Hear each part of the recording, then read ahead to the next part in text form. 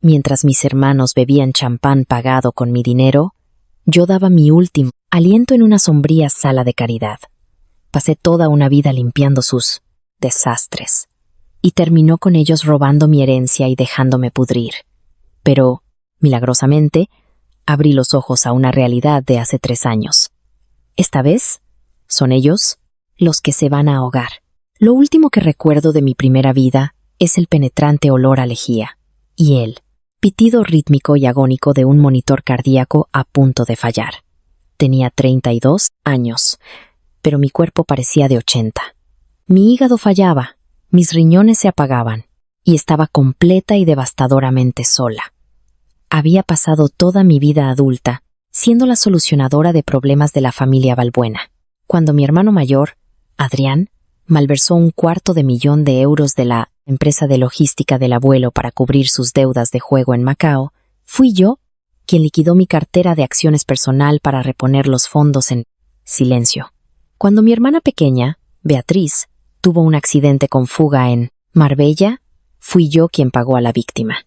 Asumí la culpa por estar en el asiento del copiloto y gestioné toda esa pesadilla.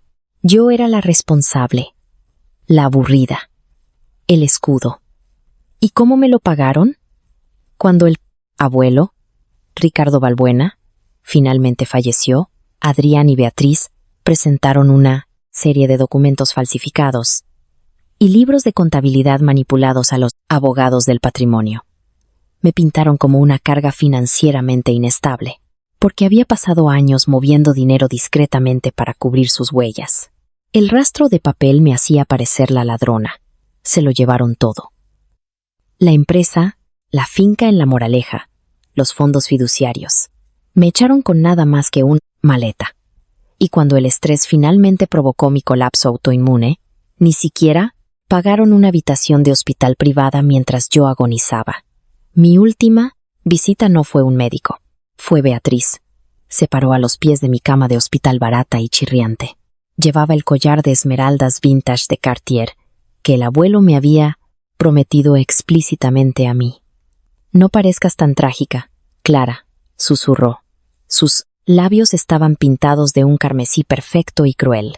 Siempre fuiste el caballo de batalla. Los caballos de batalla no viven en la mansión, se quedan en el establo. Pero gracias por prepararnos tan bien. Adrián y yo nos llevamos el yate a Mónaco la semana que viene. Lanzaremos una corona de flores al mar por ti. Entonces mi corazón se detuvo. El monitor se quedó plano. La fría oscuridad me tragó por completo. Esperaba el infierno. Esperaba el olvido. En cambio, jadeé. Mis pulmones se llenaron del agudo aroma a cuero de la biblioteca privada del abuelo. Abrí los ojos de golpe. Estaba agarrando el borde de un pesado escritorio de caoba. Mi corazón martilleaba contra mis costillas como un pájaro atrapado. El olor a Tom Ford Tobacco Vanille llenó mis fosas nasales. Conocía ese olor. Clara, ¿me estás escuchando siquiera? Parpadeé. El mundo borroso se enfocó con una nitidez aterradora. Frente a mí estaba Adrián. No era el CEO multimillonario y engreído que me vio ser desahuciada. Parecía más joven, desesperado. Llevaba la corbata aflojada y una ligera capa de sudor cubría su frente. Me miré las manos. Estaban lisas, sanas, sin las cicatrices de las agujas intravenosas que habían acribillado mis venas al final. Miré el reloj de pie en la esquina. La ventana de la fecha en el dial marcaba 14 de octubre. Conocía este día. Lo conocía hasta la médula. Era exactamente 6 meses antes del derrame cerebral fatal del abuelo. Era el día en que Adrián vino a suplicar mi ayuda. Clara, por favor, siseó Adrián, acercándose. Su voz bajó a un susurro frenético. Si Cintia Montero de Contabilidad realiza la auditoría del tercer trimestre el lunes, estoy muerto. El abuelo me desheredará literalmente. Es un simple error administrativo. Solo necesito que transfieras 250,000 desde tu fondo personal a la cuenta de la filial en Caimán. Te lo devolveré antes de Navidad. Lo juro por mi vida. En mi vida pasada había entrado en pánico. Había amado a mi hermano. Había temido que la ira del abuelo destrozara nuestra familia. Así que había llamado a mi banquero personal, autorizado la transferencia y paralizado mi propia red de seguridad financiera para salvarle el pellejo. Adrián nunca me devolvió el dinero, por supuesto. Lo miré fijamente, ahora. El puro descaro de su cara, la apertura manipuladora de sus ojos, la falsa vulnerabilidad. Una risa fría y oscura burbujeó en el fondo de mi garganta, pero me la tragué. El universo había rebobinado el reloj, había renacido, y estaba absolutamente decidida a reducirlos a cenizas. No, dije. La palabra cayó en el silencio de la biblioteca como un peso de plomo. Adrián parpadeó, retrocediendo como si lo hubiera abofeteado físicamente. ¿Qué? ¿Qué quieres decir con no? Clara, ¿no me has oído? Voy a estar arruinado. Tienes la liquidez. Ni siquiera gastas tu dinero. Solo te sientas en tu apartamento a leer informes financieros. ¿Te he oído perfectamente, Adrián? Respondí, con una voz inquietantemente tranquila. Me levanté, alisando la falda de mi vestido. Sentí una oleada de poder embriagador. Perdiste 250.000 euros. Eso suena a un problema entre tú y el comité de auditoría. Mi fondo fiduciario no es tu reserva personal de rescate. ¿Estás loco? Su cara se sonrojó de un rojo oscuro y feo.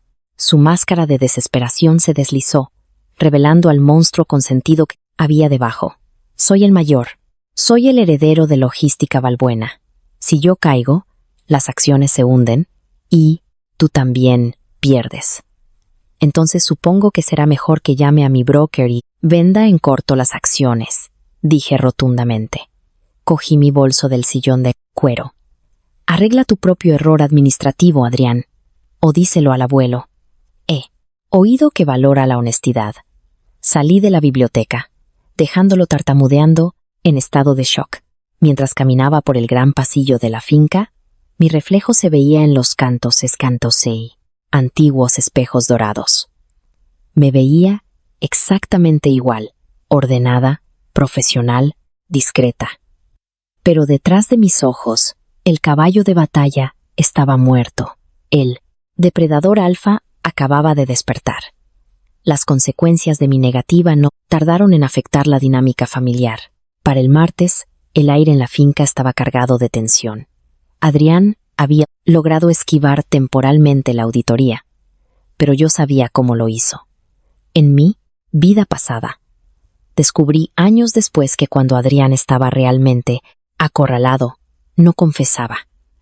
Pedía dinero prestado a un tiburón de capital privado, notoriamente turbio, llamado Domingo Russo.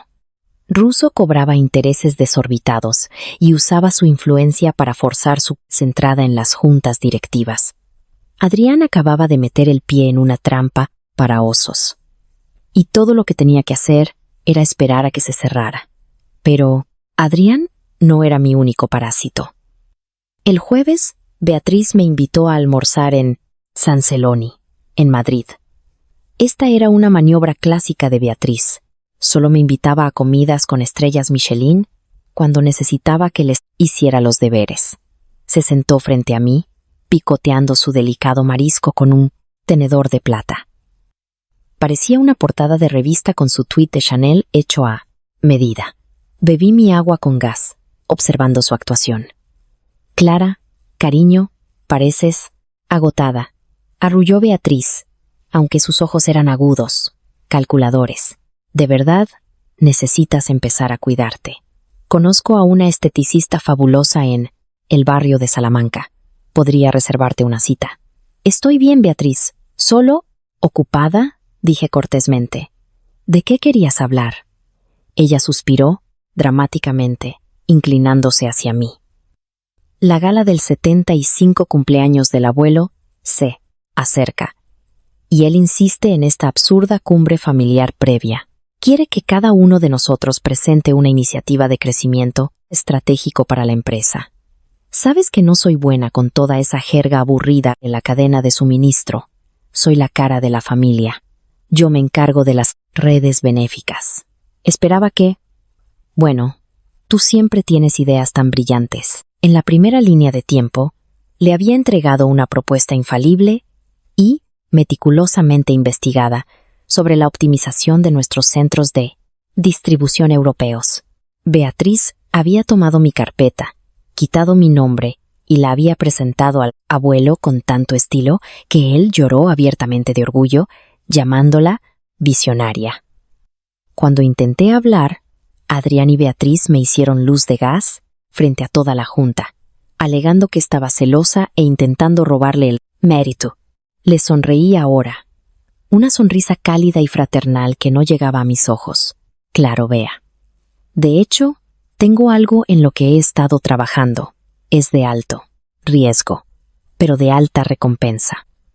Exactamente el tipo de expansión agresiva que el abuelo ha estado queriendo ver de nosotros. Los ojos de Beatriz iluminaron de codicia. ¿En serio? Cuéntamelo todo. Hay una empresa de logística tecnológica emergente que opera en el sudeste asiático llamada Novatech Solutions. Mentí sin problemas. Bueno, no era una mentira total. Novatech existía, pero lo que yo sabía, porque había leído las catastróficas acusaciones federales en el año 2025 de mi vida anterior, era que Novatech era un enorme esquema Ponzi dirigido por un estafador llamado Gregorio Sanz. Actualmente estaban inflando sus números para atraer inversión extranjera antes de que el Departamento de Justicia registrara sus oficinas. Si nos asociamos con Novatech, expliqué, inclinándome conspiradoramente, podemos automatizar el 70% de nuestras rutas de envío transpacíficas. Es tecnología de punta. Requiere un compromiso de capital inicial masivo, pero revolucionaría logística. Valbuena. Tengo un informe preparado. Aún no se lo he enseñado a nadie. Oh, Clara, eres un ángel. Beatriz se estiró sobre la mesa, apretando mi mano con sus dedos, perfectamente cuidados. Envíame el informe esta noche. Te la deberé para siempre. Me la deberás, murmuré suavemente, tomando un bocado de mi pescado. De verdad que sí. Le envié el archivo esa noche. Observé desde los registros digitales cómo lo descargaba. Cambiaba los metadatos del autor de mi nombre al suyo y lo reenviaba directamente al asistente ejecutivo del abuelo, bloqueándome de la cadena de correos. Era tan predecible que resultaba casi aburrido. Mientras mis hermanos estaban ocupados cavando sus propias tumbas, yo tenía trabajo que hacer.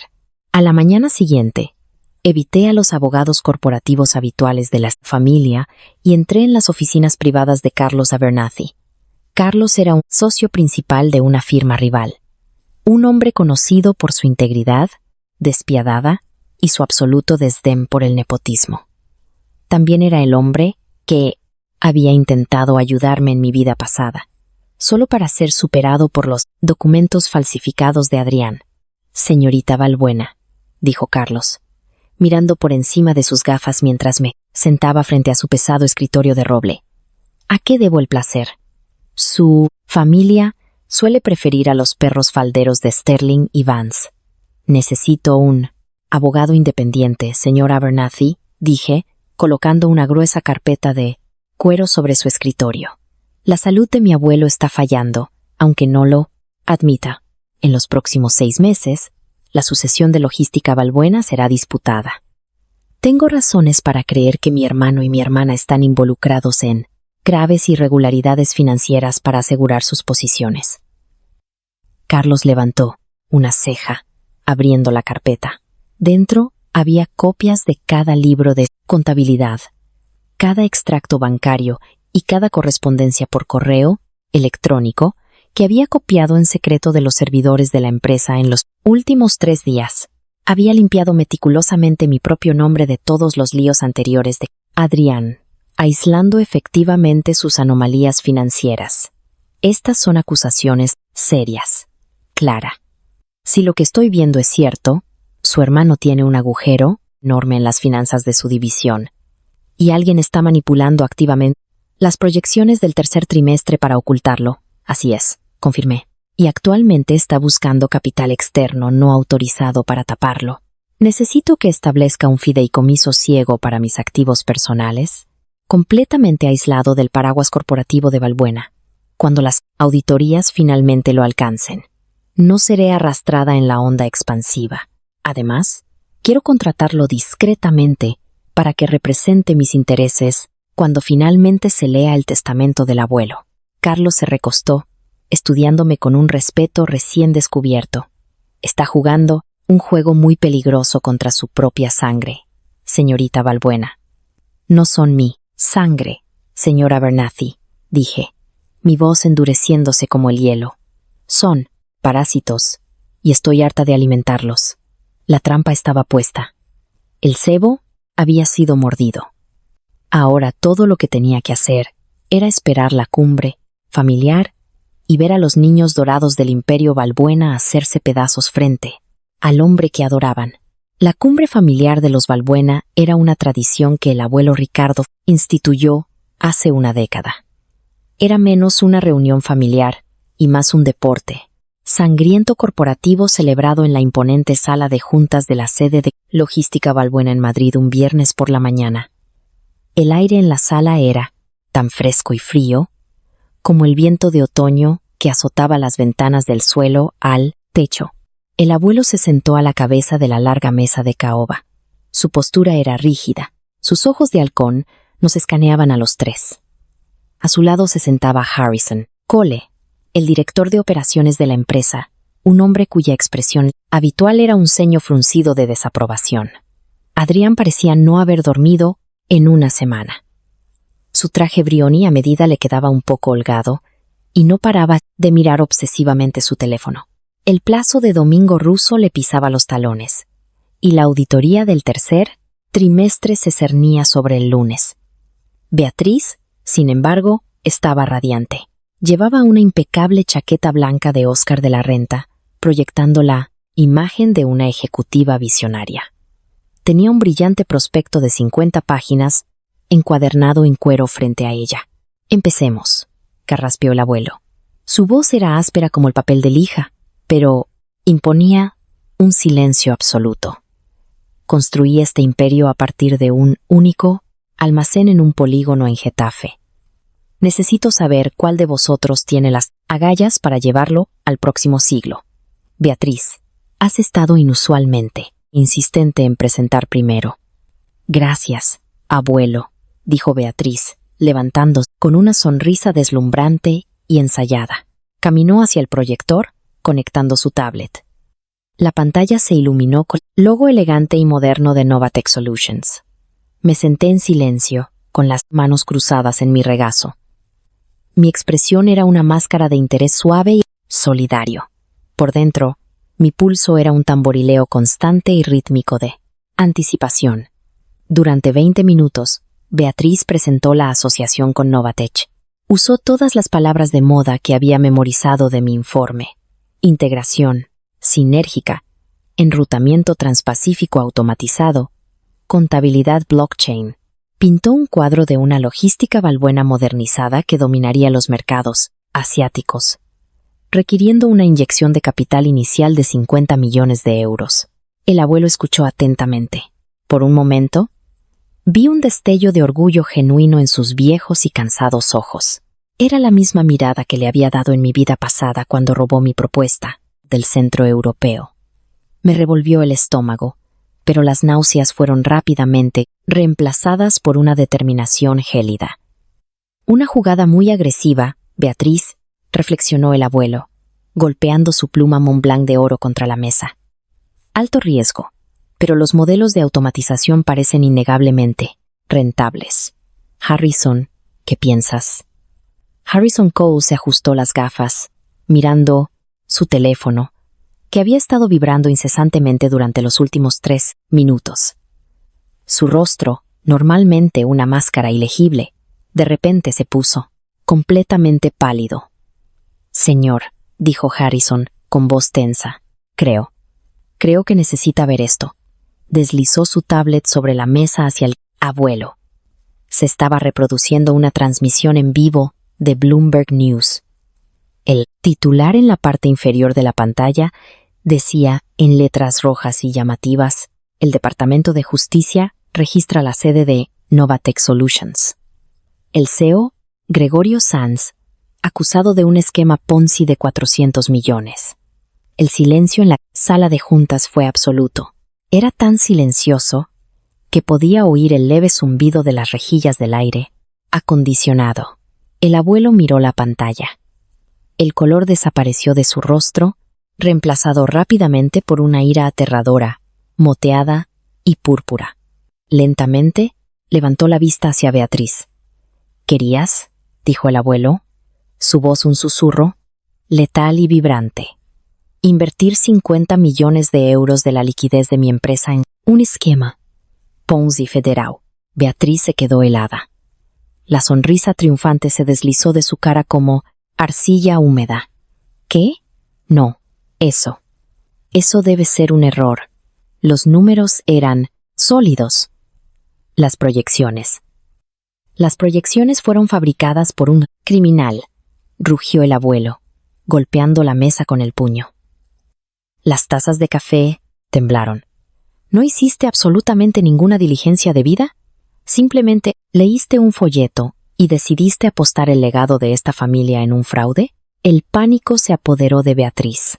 Sus ojos se movieron salvajemente por la habitación hasta que se fijaron en mí. El instinto del parásito es siempre encontrar un huésped para absorber el daño. No fui yo, chilló, apuntando con un dedo cuidado hacia mí. Fue Clara. Clara me dio la propuesta. Ella hizo la investigación. Ella me dijo que la presentara. La furiosa mirada del abuelo se dirigió hacia mí. Adrián parpadeó, momentáneamente distraído de su propia inminente perdición.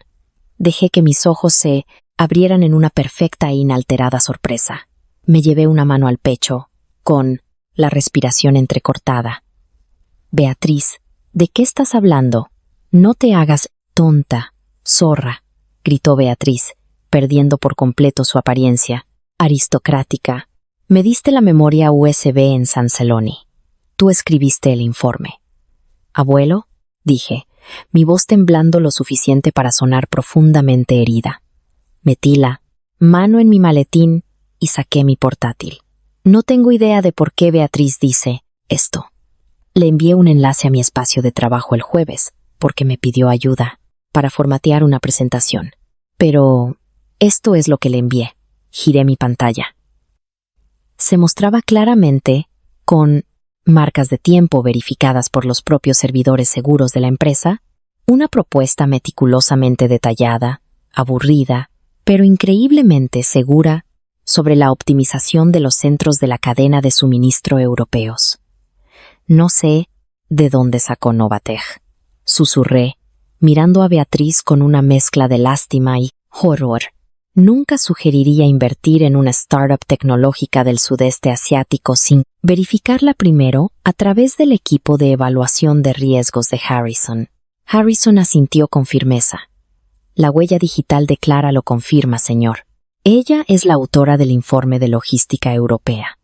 Lo que sea que Beatriz descargó, lo obtuvo ella misma.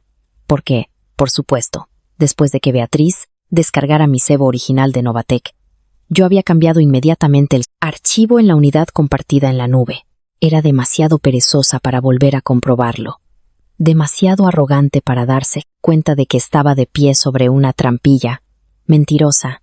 Beatriz se abalanzó hacia adelante, pero Harrison se levantó, bloqueándole el paso. «Basta», bramó el abuelo. Miró a Beatriz con una expresión de puro asco.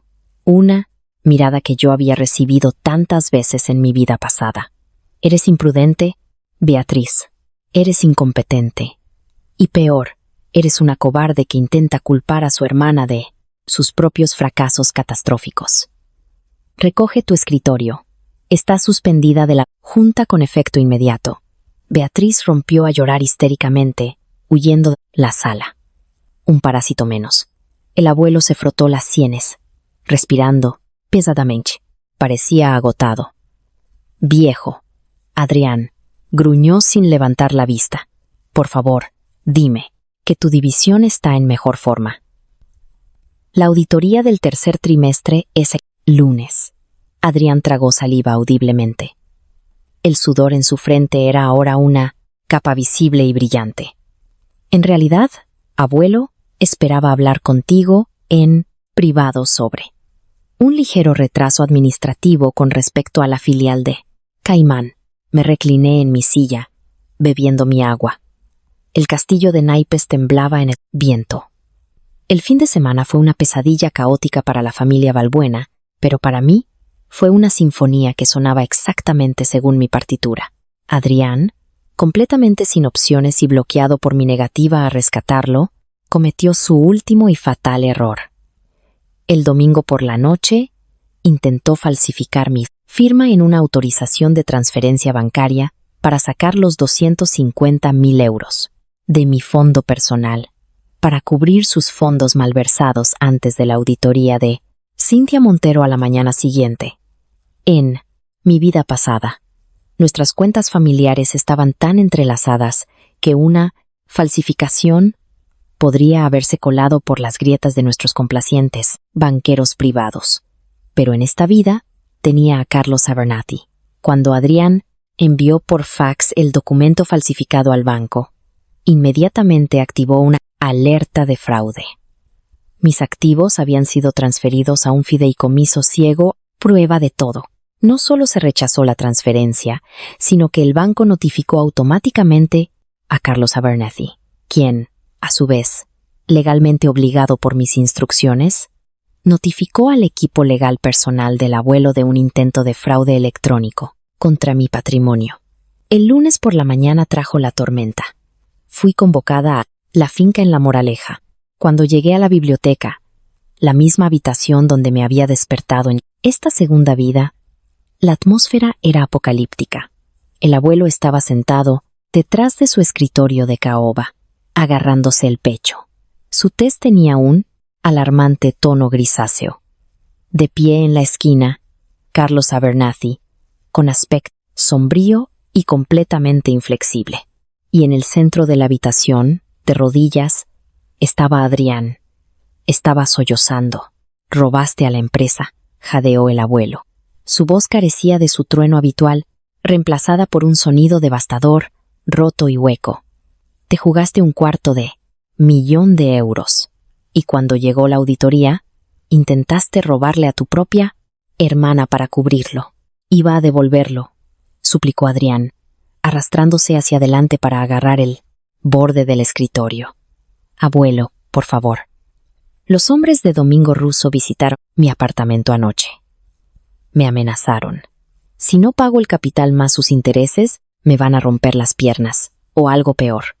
Domingo Russo, susurró el abuelo, nombre como si fuera una maldición. ¿Has traído a tiburones de capital privado a la órbita de nuestra familia? Tenía que hacerlo, lloró Adrián. Permanecí en silencio cerca de la puerta. Mi rostro impasible. En mi primera vida, asumí la culpa por esto. Liquidé mi futuro para salvar a un hermano que más tarde se reiría, mientras yo moría en una sala de caridad. Verlo suplicar ahora, ver las consecuencias de su propio egoísmo, aplastarlo, no me trajo alegría, pero me trajo paz.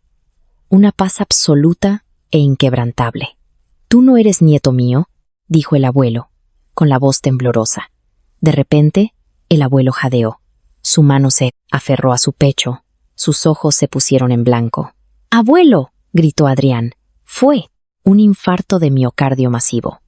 La traición, el estrés del casi desastre de Beatriz con el Departamento de Justicia y la deuda criminal de Adrián habían desencadenado el colapso fatal 6 meses antes que en mi línea de tiempo anterior.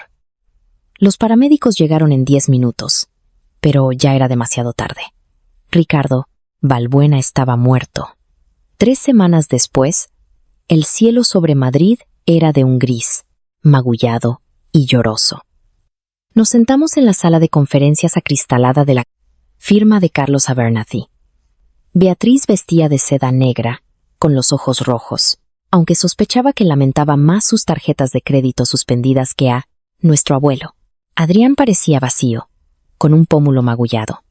Un suave recordatorio del señor Russo de que la muerte no perdona las deudas. Se sentaron juntos, mirándome con odio. Todavía creían que habían ganado. En sus mentes eran los niños dorados. Y yo solo era la hija del medio, tranquila e inútil. Carlos Abernathy se sentó a la cabeza de la mesa, rompiendo el sello del último testamento del abuelo. Antes de comenzar, dijo Carlos suavemente, ajustándose las gafas, debo informarles que Ricardo Balbuena modificó su testamento precisamente 48 horas antes de su fallecimiento, tras una sorprendente revelación sobre la conducta financiera de sus herederos. Beatriz se puso rígida. Adrián cerró los ojos. Ah, mi nieta, Beatriz, leyó Carlos, su voz clara y resonante. Le dejo la suma de 100.000 euros para que se coloque en un fideicomiso restringido. Solo se pagará si mantiene un empleo verificable y continuo en un puesto de nivel de entrada durante 5 años consecutivos. No financiaré su vanidad mientras juega a la ruleta rusa con la reputación de mi empresa. ¿Qué? Jadeó Beatriz saltando de su silla. Eso es imposible. La herencia vale miles de millones. No puede hacer eso. Lo hizo, respondió fríamente Carlos antes de pasar la página. A mi nieto, Adrián, no le dejo nada. Además, la herencia no aceptará responsabilidad por ninguna deuda incurrida a través de sus tratos ilícitos con acreedores privados no aprobados. Está completamente solo, Adrián. Adrián no gritó. Simplemente se cubrió la cara con las manos y dejó escapar un gemido roto y animal. Russo iba a hacerlo pedazos, y no quedaba ninguna hermana a la que arrojar a los lobos en su lugar. Carlos levantó la vista, sus ojos se encontraron con los míos. Había un respeto silencioso y profundo en su mirada. ¿Y a mi nieta? Clara, leyó Carlos, la única entre vosotros que poseía la fuerza silenciosa, la inteligencia y la integridad despiadada para protegerlo, que construí, incluso de su propia sangre. Le dejo la totalidad de mis acciones con derecho a voto en Logística Balbuena, la finca de la Moraleja y los principales activos líquidos. Que ella guíe a esta familia fuera de la oscuridad en la que vosotros dos la habéis sumido. El silencio en la sala era ensordecedor. Beatriz estaba hiperventilando. Adrián me miraba fijamente, con los ojos muy abiertos por una comprensión aterradora. Finalmente entendió la transferencia bancaria bloqueada, la exposición de su deuda, el repentino descubrimiento de la propuesta fallida de Beatriz. «Tú», susurró Adrián, con la voz quebrada. «Tú hiciste esto. Nos tendiste una trampa». Me levanté, abotonándome lentamente la chaqueta. Los miré, 2 parásitos que habían drenado mi vida, robado mi futuro y se habían reído mientras yo moría. «Yo no os tendí una trampa», Adrián dijo, mi voz tranquila, haciendo eco de la autoridad de la CEO en la que ahora había nacido para convertirme. «Simplemente dejé de limpiar vuestros desastres. Os destruisteis a vosotros mismos». Me di la vuelta y salí de la sala de cristal, dejándolos atrapados en la jaula que ellos mismos habían construido. Entré en el ascensor, viendo cómo las puertas cerraban sobre sus rostros arruinados. Por primera vez en 2 vidas, respiré hondo, y el aire supo total y hermosamente a libertad.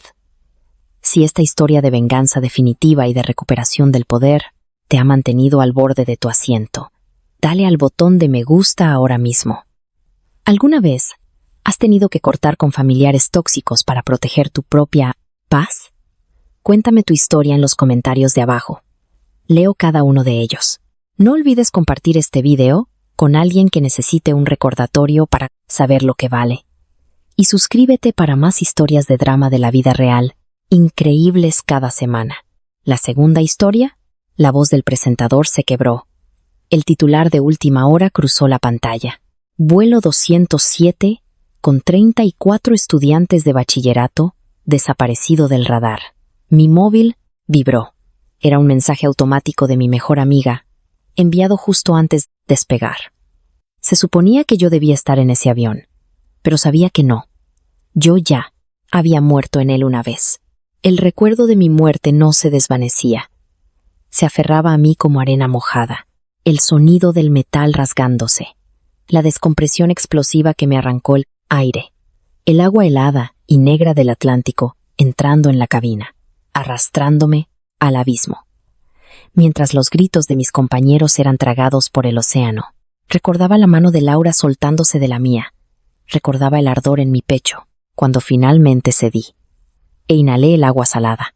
Entonces, jadeé. No inhalé. Agua. Inhalé el aire seco y viciado de la clase de matemáticas segundo. Abrí los ojos, de golpe. Mi pecho subía y bajaba mientras saltaba de mi pupitre. La silla golpeó con estrépito el suelo de linóleo. 34 pares de ojos se giraron hacia mí. Al frente, el señor Morales, nuestro querido tutor y profesor de historia, se detuvo. Su rotulador flotaba sobre una ecuación. ¿Sofía?, preguntó, con el ceño fruncido. ¿Estás bien? Parece que has visto un fantasma. No podía hablar. Me miré las manos. Estaban secas. Mi ropa estaba seca. Me giré, con la respiración entrecortada, y crucé la mirada con Laura Pérez. Estaba sentada 2 mesas detrás, jugando con un mechón de su pelo rubio. Me miraba con una mezcla de diversión y preocupación. Viva. Perfectamente seca. Perfectamente viva. Mis manos temblorosas buscaron en mi mochila. Saqué el móvil. La pantalla se iluminó. 12 de mayo de 2026. 10:14 de la mañana. Faltaban 3 días. 3 días para el viaje de fin de curso a Canarias. Tengo que ir al baño, tartamudeé, sin esperar el permiso del señor Morales. Salí corriendo por la puerta. Corrí por el pasillo del Instituto El Robledal hasta que empujé la pesada puerta del baño. Chicas, me derrumbé sobre el lavabo. Abrí el grifo de agua fría al máximo. Me salpiqué la cara. Me miré en el espejo. No había moratones, ni cortes de la metralla del fuselaje. Tenía 18 años otra vez. O todavía los tenía. De alguna manera, había retrocedido en el tiempo. Una regresión violenta que me sacó de una tumba acuática y me devolvió justo donde todo empezó. El pánico se apoderó de mí, frío y afilado. Tenía que detenerlos. Durante las siguientes 48 horas, lo intenté. Dios, lo intenté todo. Fui a ver al director, Herrero. Le dije que tuve una premonición, una pesadilla vívida sobre el vuelo 207 cayendo. Me dedicó una sonrisa condescendiente. Dijo que la ansiedad previa al viaje era normal. Y me dio un folleto sobre gestión del estrés. Intenté hablar con mis padres, Elena y Javier. Estábamos en la cocina, frente a un plato de huevos intacto. Les supliqué que me sacaran del viaje. Mamá, por favor, algo va a pasar. Puedo sentirlo. Mi padre ni siquiera levantó la vista de su tablet. Sofía, hemos pagado 2.000 euros por este viaje. No es reembolsable. Llevas todo el año esperándolo. Es solo miedo escénico. Intenté advertir a Laura. Estábamos sentadas en el capó de su Seat Ibiza en el aparcamiento del instituto. La agarré por los hombros. Mi voz se quebró.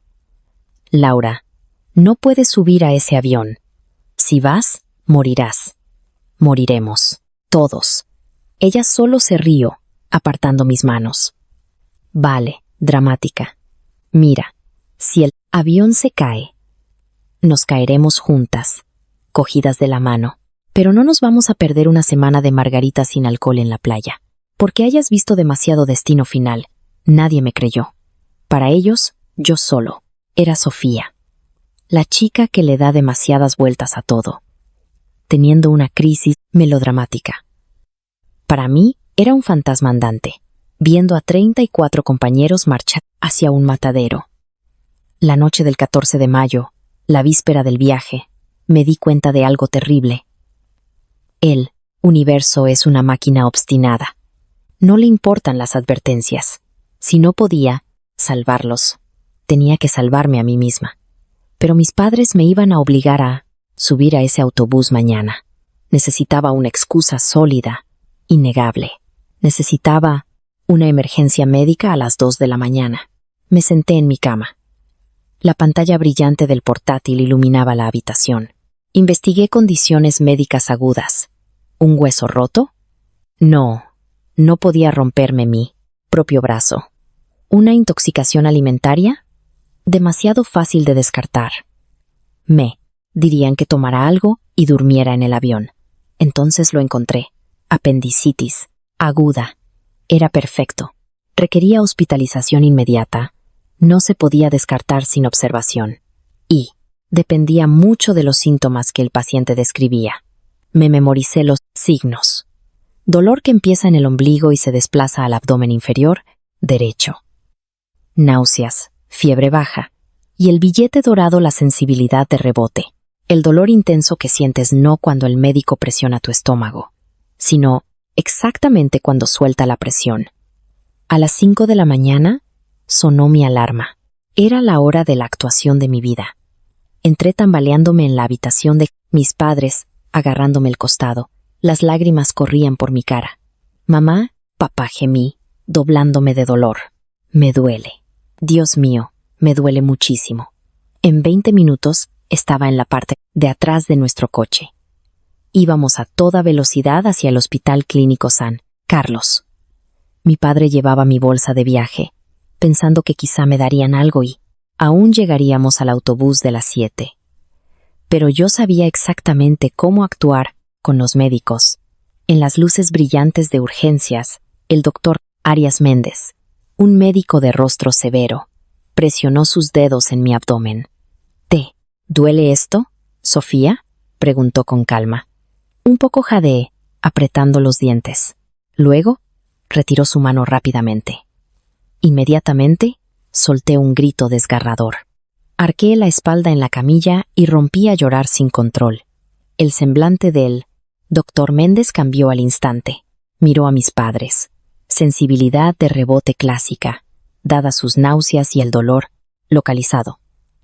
No puedo dejarla marchar. Tenemos que ingresarla para una ecografía y mantenerla en observación. Si está inflamado, va a quirófano. Mi madre me apretó la mano, desolada. Pero tiene su viaje de fin de curso esta mañana. Él, vuelo 207. Hoy no va a subir a ningún vuelo, señora Vargas, dijo el doctor Méndez con firmeza. Enterré la cara en la almohada, llorando en silencio. Mis padres pensaban que lloraba por el dolor físico y por la decepción de perderme el viaje. Pero yo lloraba por la culpa, abrumadora. Yo estaba a salvo, y estaba, dejando que mis amigos caminaran hacia su muerte. La habitación del hospital estaba en silencio, salvo por el pitido rítmico y lento del monitor cardíaco. La ecografía no fue concluyente, pero mantuve la farsa de un dolor inmenso. Lo suficiente para comprar 24 horas en esta cama. Era la 1:15 de la tarde, 15 de mayo. Mi móvil vibró en la mesilla. Lo cogí con manos, temblorosas. Mi Instagram estaba a reventar. Sergio Álvarez, el arrogante capitán del equipo de fútbol que me había acosado desde primero, había subido un selfie desde puerta de embarque. Llevaba una ridícula camisa hawaiana y hacía el signo de la paz. El texto decía: Sofía se raja como una perdedora total, más playa para nosotros. Luego, un mensaje privado de Laura. Una foto suya con el cojín de cuello que le había prestado. Su texto decía: embarcando ya. Ojalá estuvieras aquí, tía. Te llamaremos por FaceTime desde el hotel esta noche. Prometido, te quiero. Una lágrima se deslizó por mi mejilla, caliente y punzante. Yo también te quiero, susurré a la habitación vacía. No se lo escribí de vuelta. Escribirlo lo haría real. A la 1:45 de la tarde, abrí la aplicación Flightradar 24. Escribí en el buscador: Vuelos Atlántico, destino Gran Canaria. La pantalla se cargó. Dejó caer un pequeño icono de avión amarillo en el mapa. Observé, paralizada, cómo el icono se movía lentamente hacia la pista de despegue. A las 2:05 de la tarde, el estado cambió a en vuelo. El pequeño avión amarillo comenzó su avance digital hacia el sur. hacia la vasta y oscura extensión del Océano Atlántico. Conocía la cronología exacta. En mi vida anterior, habíamos estado en el aire exactamente 42 minutos. Antes de que ocurriera la aterradora caída, el cielo había estado perfectamente despejado.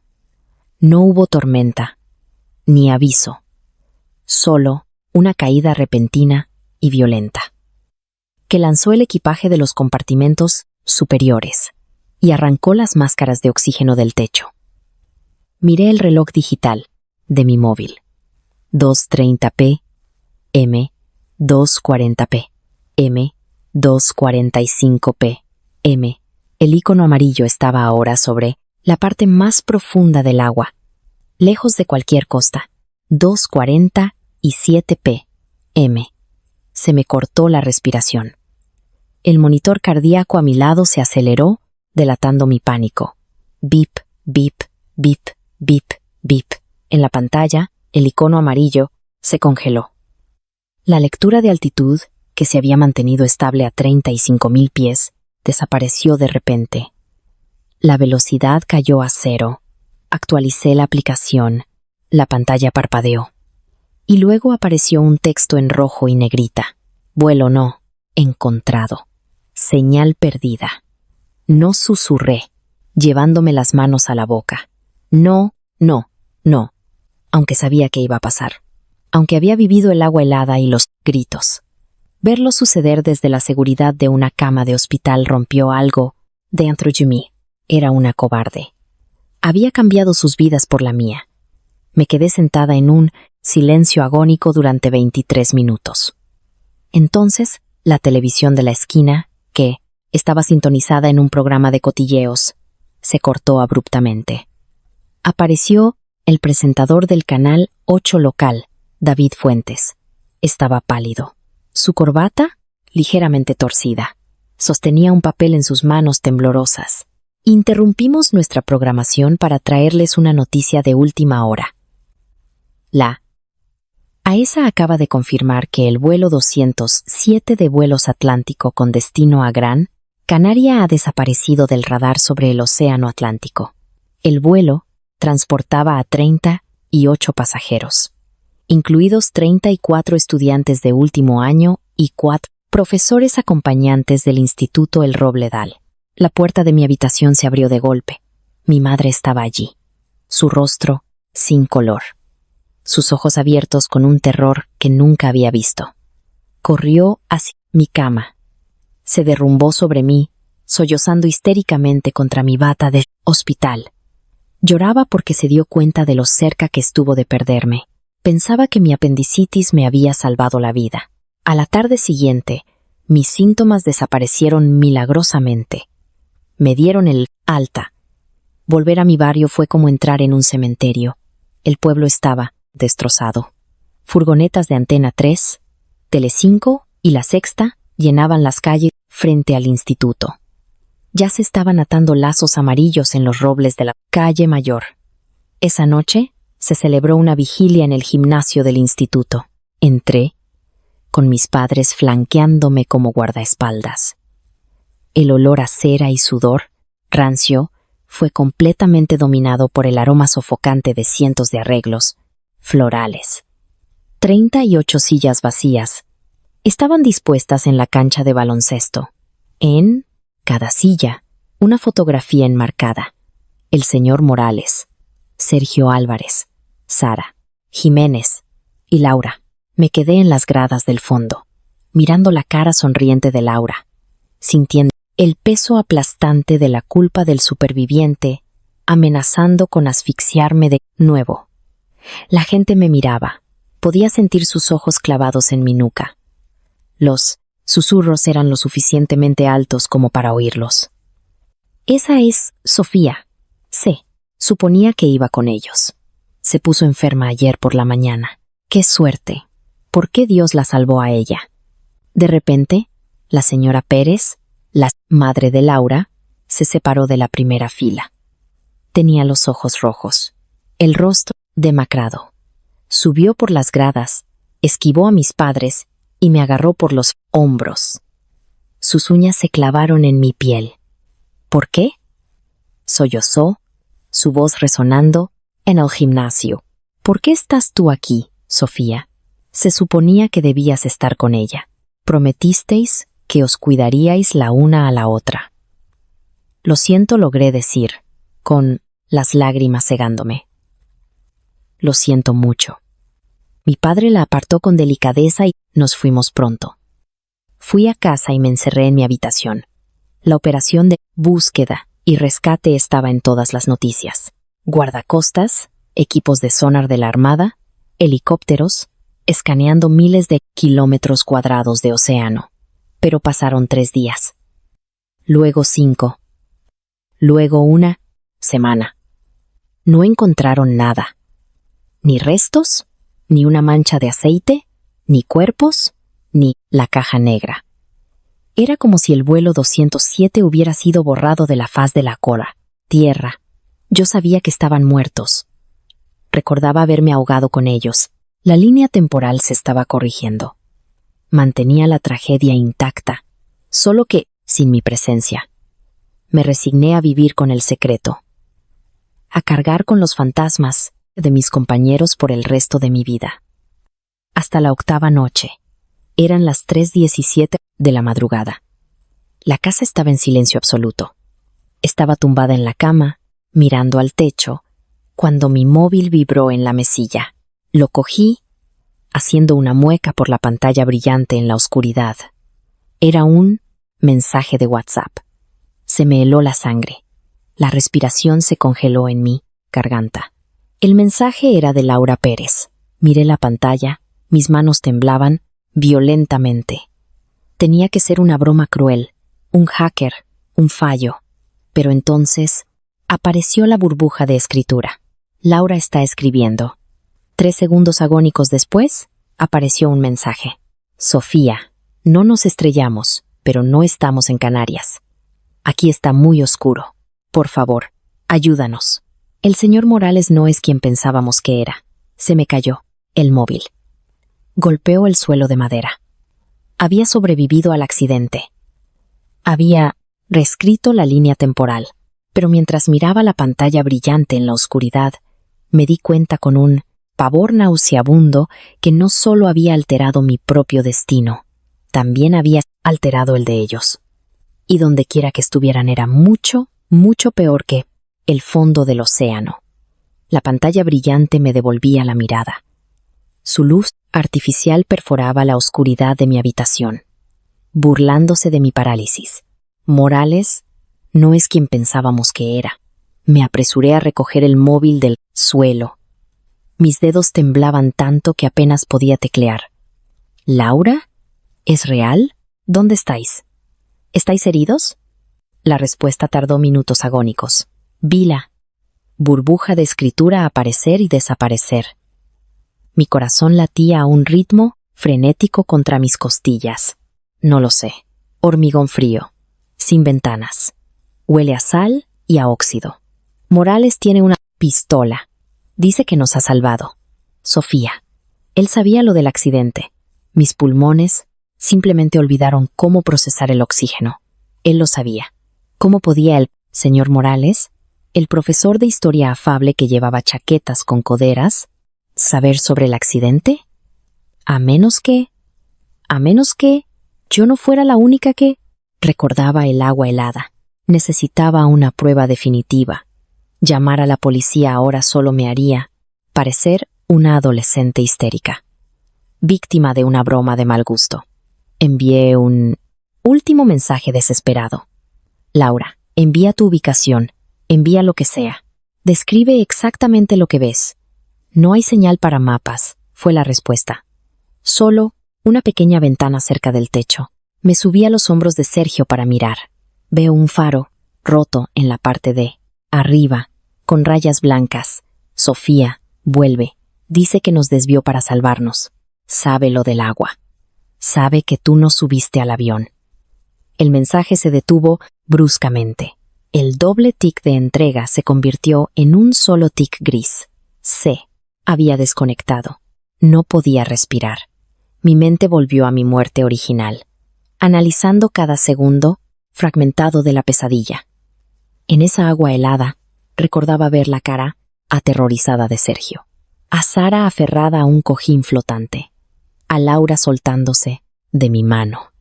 Pero, ¿dónde estaba el señor Morales? Cerré los ojos con fuerza, forzando los horribles recuerdos. Entonces, finalmente, lo entendí. Una fría revelación me invadió. El señor Morales estaba en ese avión en la línea temporal original. Estaba sentado en la fila 12, bromeando con los auxiliares de vuelo. Murió con nosotros. Se había ahogado igual que yo. ¿Tuvo él también una regresión? Se despertó hace meses con el recuerdo aplastante del agua, decidiendo finalmente secuestrar el vuelo entero para evitar el accidente oceánico. Tenía que encontrar ese faro. Encendí mi portátil. El ventilador zumbaba en la casa silenciosa. Abrí Google, Earth y varias bases de datos marítimas. Busqué específicamente un faro roto con rayas blancas. En cualquier lugar de la costa atlántica sur, las horas se convirtieron en un mosaico frenético de imágenes de satélite y mapas. Bebí 3 bebidas energéticas. Mis manos temblaban sin control. A las 6 de la mañana, mis ojos estaban inyectados en sangre. Pero finalmente, lo encontré. La base naval abandonada derrota. Coincidía perfectamente con la descripción de Laura. Una instalación remota, un búnker de hormigón construido durante la Guerra Fría, con un faro destrozado de rayas blancas, en una costa pantanosa y olvidada de la Costa de la Luz. Estaba a cientos de kilómetros de su ruta de vuelo oficial. Lo que significaba que el avión nunca había sobrevolado el océano profundo. Habían aterrizado en la pista militar abandonada, oculta en las marismas costeras. No me molesté en hacer una maleta. Cogí la linterna táctica de mi padre, su cuchillo de caza, las llaves de mi coche y mi móvil. El angustioso viaje de 8 horas hacia el sur fue un borrón de adrenalina y terror. Aún no llamé a las autoridades. Un mensaje de WhatsApp de una chica legalmente muerta y la teoría de una adolescente no justificarían un despliegue de la Guardia Civil. Si me equivocaba, mi vida se arruinaría. Si tenía razón, un movimiento en falso podría hacer que Morales hiciera algo impensable. Cuando finalmente llegué a las coordenadas GPS, el sol se ponía. Proyectaba sombras esqueléticas sobre la marisma. Escondí mi coche entre la maleza y caminé 3 kilómetros a través de un pantano infestado de mosquitos, hasta que el monstruo de hormigón apareció entre la niebla. La pista de aterrizaje estaba cubierta de maleza, pero al final, camuflado bajo, una enorme red militar verde. Estaba el vuelo 207 de Vuelos Atlántico. Mi corazón martillaba contra mis costillas. Realmente estaban aquí. Me deslicé en silencio hacia la puerta de acero oxidado del búnker. Estaba ligeramente abierta, asegurada solo por una pesada cadena. Miré por la rendija. El olor a tierra húmeda, combustible de avión y cuerpos sin lavar me golpeó. Dentro, iluminados por linternas de camping, estaban mis compañeros. Estaban acurrucados en catres militares, aterrados, cubiertos de suciedad, pero milagrosamente vivos. Sergio estaba sentado con la cabeza entre las manos, despojado de su arrogancia. Sara lloraba en silencio. Y en el centro, paseando nerviosamente con un rifle de caza colgado del hombro, estaba el señor Morales. Tenéis que entenderlo, la voz de Morales resonaba, frenética y desquiciada. El avión iba a caer. El sistema hidráulico iba a fallar exactamente a las 2:47 p.m. Yo lo vi, yo lo viví. Os salvé a todos del agua. ¿Nos ha secuestrado?, gritó Sergio, su voz rota por el terror. Mis padres creen que estoy muerto, psicópata. El mundo entero piensa que estamos en el fondo del océano. Y tendrían razón, gritó Morales, apuntando furiosamente el rifle hacia el techo. Desperté hace un año con el recuerdo de vuestros funerales. Pagué al piloto, orquesté el desvío, os salvé de ahogaros. Yo renací, igual que ella, pero la carga de la premonición había destrozado su mente. Pero no salvaste a Sofía, gritó Laura, levantándose valientemente. Ella se puso enferma. Ni siquiera estaba en el vuelo. Y aún así nos has traído a este infierno. Morales se congeló. Un tic violento se desarrolló en su ojo izquierdo. Sofía. Sofía era una variable. Cambió la línea de tiempo establecida.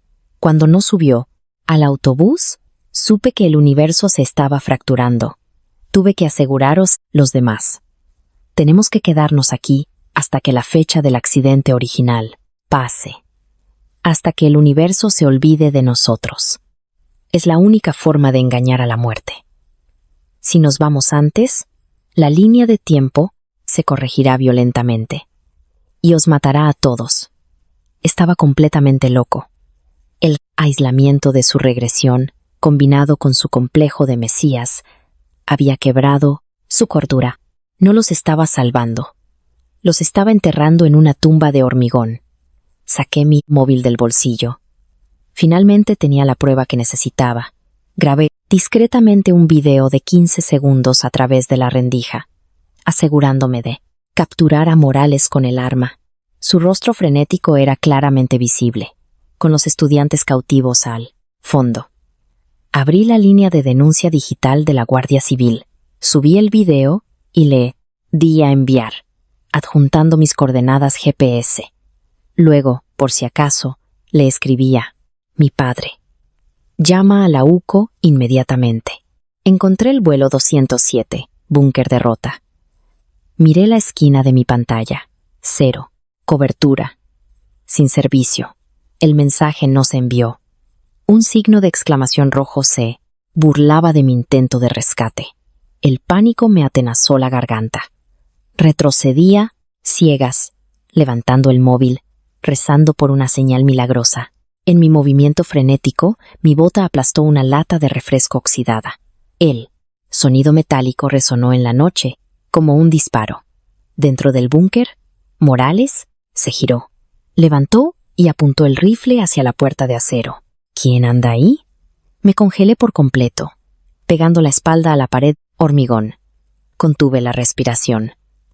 He dicho, ¿quién anda ahí? Morales caminó, agresivamente hacia la entrada. La cadena traqueteó mientras abría la puerta de par en par. Saliendo con cautela al crepúsculo, me vio al instante. Sus ojos se abrieron con una conmoción insondable. El rifle temblaba en sus manos. ¿Sofía? Baje el arma, señor Morales, dije con firmeza. Mi voz temblaba, pero sonó sorprendentemente alta en la marisma. Sostuve el cuchillo de caza de mi padre. Una defensa patética contra un rifle, pero me mantuve firme. No deberías estar aquí, susurró, bajando el cañón una fracción. Se suponía que estabas a salvo en el hospital. Has roto la cuarentena. El universo nos encontrará ahora. Has traído la corrección terrible directamente a nosotros. El universo no nos está cazando, grité, mientras las lágrimas corrían por mi cara. Los estás traumatizando. Yo también recuerdo el agua helada, Morales. Recuerdo ahogarme. Se detuvo en seco. El rifle se deslizó un poco más en su mano. Todo el color desapareció de su rostro. ¿Tú lo recuerdas? Recuerdo a Laura soltándose de mi mano, sollocé. La verdad finalmente salió. Recuerdo el frío helado. Desperté hace 3 días a clase de matemáticas. Fingí la apendicitis para salvarme porque era una cobarde. Pero tú estás intentando jugar a ser Dios. Y estás torturando a gente inocente, que no tiene ni idea de lo que hablas. La voz confusa de Laura se oyó desde dentro. ¿Sofía? Morales me miró. Luego miró hacia el búnker. Su frágil mente se rompía bajo el peso de una anomalía compartida. ¿Morimos? ¿Ambos morimos en ese avión? Sí, le supliqué, dando un paso lento y cauteloso, bajando el inútil cuchillo, y se nos dio una segunda oportunidad. Un regalo. Pero esto no es vivir, señor Morales. Esto es un secuestro. Por favor, déjalos ir. La línea de tiempo está bien. Por un segundo agónico, la locura en sus ojos se desvaneció, reemplazada por una tristeza abrumadora. Miró el rifle en sus manos como si fuera una serpiente venenosa. Solo quería arreglarlo, lloró en voz baja. Solo quería ser un buen profesor. Antes de que pudiera decir otra palabra, mi móvil vibró. Una gloriosa raya de cobertura había conectado. Mensaje enviado. De repente, el rugido ensordecedor de helicópteros militares rasgó el cielo. La marisma se inundó de potentes focos de luz blanca. La UCO había recibido mi vídeo. Guardia Civil, suelte el arma ahora. Una voz retumbó desde un megáfono. Morales miró hacia la luz cegadora. Una sonrisa trágica y rota se dibujó en su rostro. La línea temporal está a salvo. Sofía me susurró por encima del ruido. En lugar de soltar el arma, la levantó rápidamente. No hacia mí, no hacia los agentes que descendían del cielo, sino directamente bajo su propia barbilla. No, grité, lanzándome hacia adelante. El disparo fue engullido por el rugido de los helicópteros. Pero el rocío carmesí fue inconfundible. Morales se desplomó en el barro, llevándose los demonios de nuestra vida pasada con él. El caótico desenlace fue un borrón de uniformes negros, sirenas y mantas térmicas plateadas. Cuando Laura salió tambaleándose del búnker, se derrumbó en mis brazos. Caímos juntas sobre la hierba embarrada, abrazándonos con tanta fuerza que pensé que nuestras costillas se romperían. No preguntó cómo los encontré o qué quise decir cuando grité que recordaba haberme ahogado. Solo lloró profundamente en mi hombro.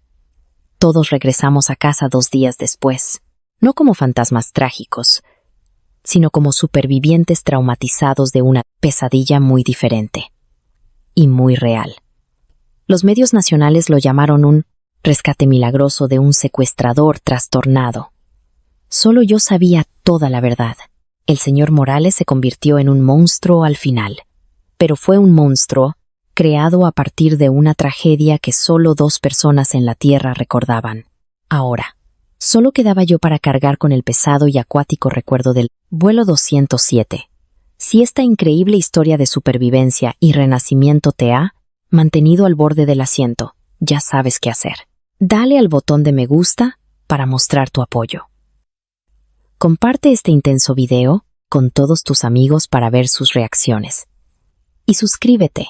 No olvides activar la campanita para no perderte nuestras emocionantes historias diarias. Deja un comentario abajo con lo que harías tú en el lugar de Sofía.